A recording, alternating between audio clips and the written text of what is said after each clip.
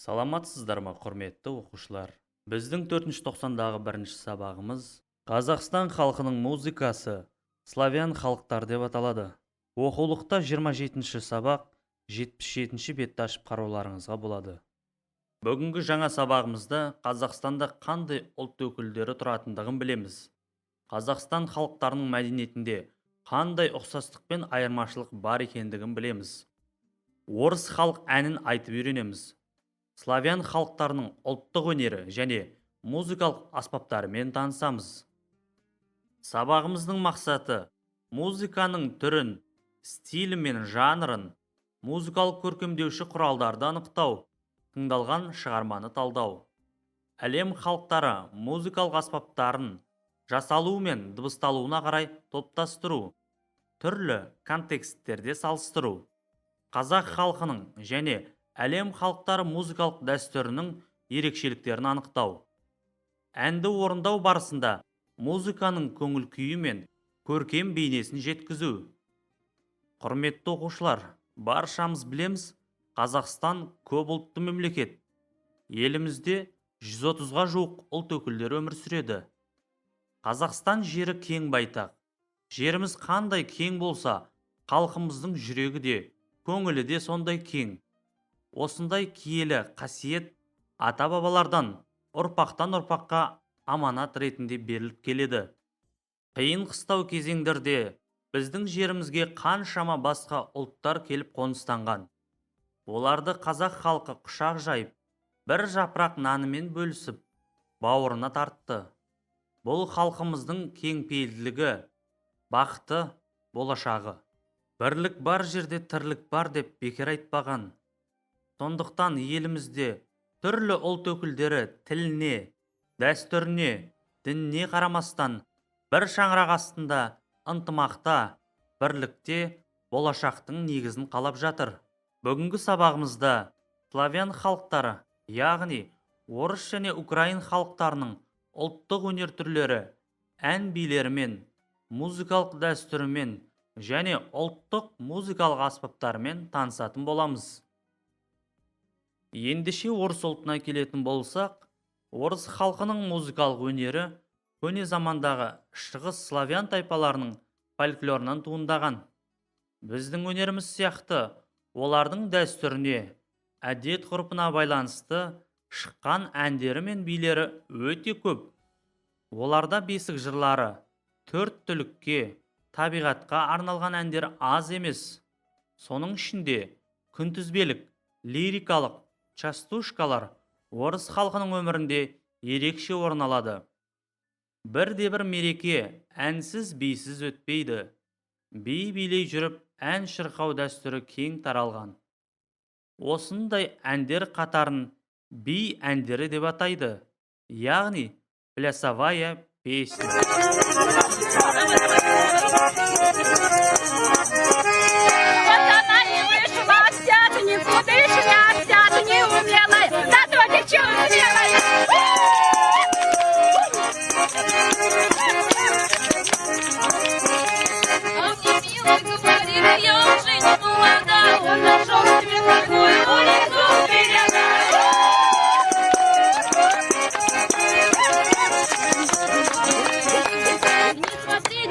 Глазки поломаете, я не вашего села, вы меня не знаете.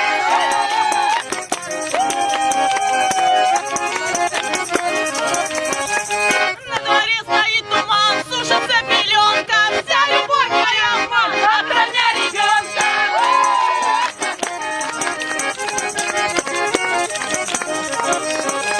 Уронила муж в люк и стою аукаю, как увижу пальцы рук, сразу крышкой стукаю.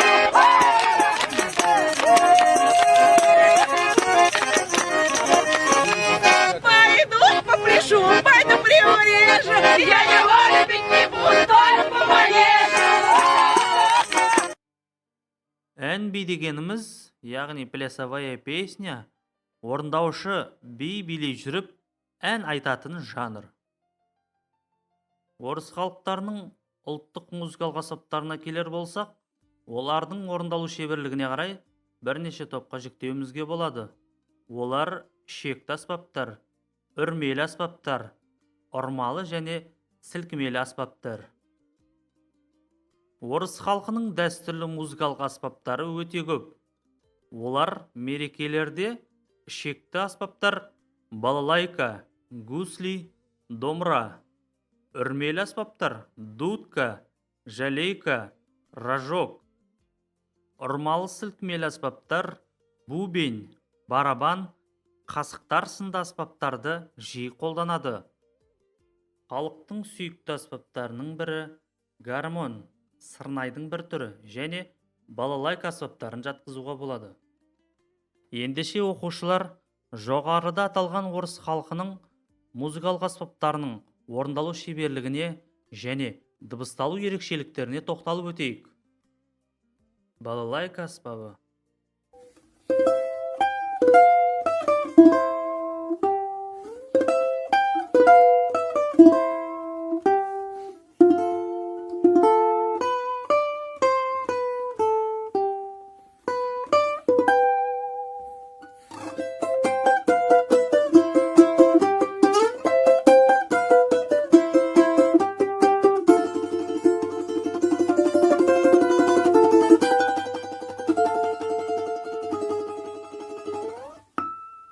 Қасықтар, яғни ложки.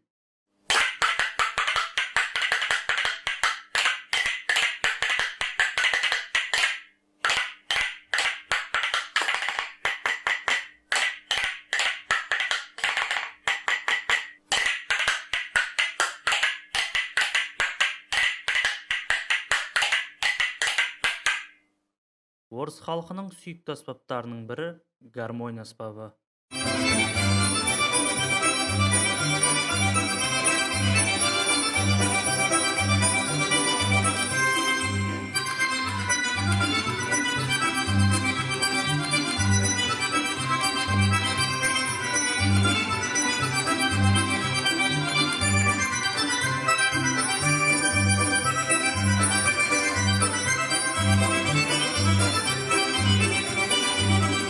Гусли аспабы қазақ халқындағы жетіген аспабына ұқсас болып келеді екен.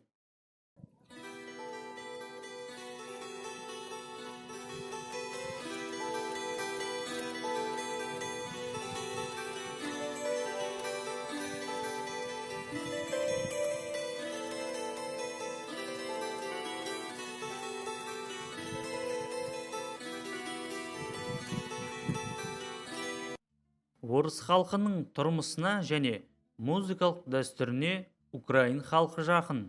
Украин жерінің табиғат сұлулығындай музыка өнері де сондай тартымды. Украин халқына тән қасиет музыкаға деген әуесқойлық пен сүйіспеншілік, әншілік өнер.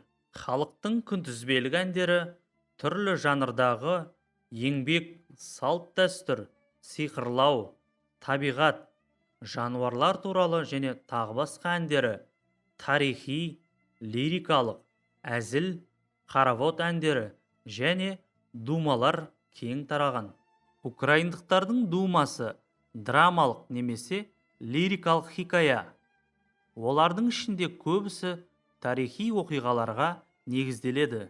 Думаларды шығаратын және орындайтын халық ертекшілері. Оларды кобзарь деп атаған. Сүйемелдейтін аспабы бандура аспабы. Ал бандура аспабында ойнайтын музыканттарды бандурист деп атаған. Бұл халықтың музыкалық аспаптары өте көп. Мерекелерде бандура, скрипка, бубен, волынка, гусли, свирель аспаптары ойналады. Украин халқы би билегенді жақсы көреді. Олардың дәстүрінде көптеген халық билері бар. Бірақ солардың ішінде гопак пен казачок билері ерекше орын алады. Гопак өте көңілді, жігерлі, жылдам, түрлі би қимылмен орындалатын украин халық биі.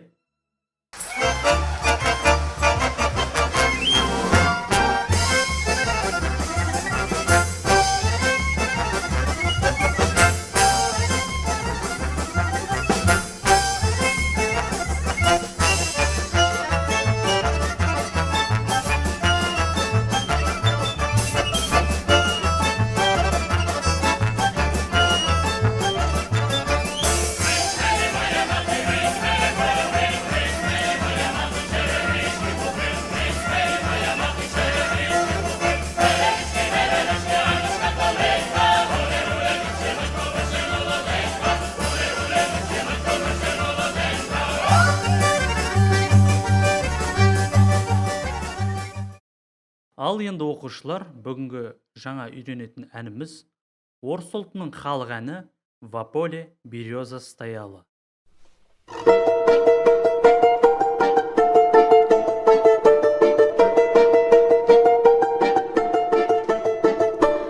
В поле береза стояла, в поле кудрявая стояла, люли, люли стояла, люли, люли стояла.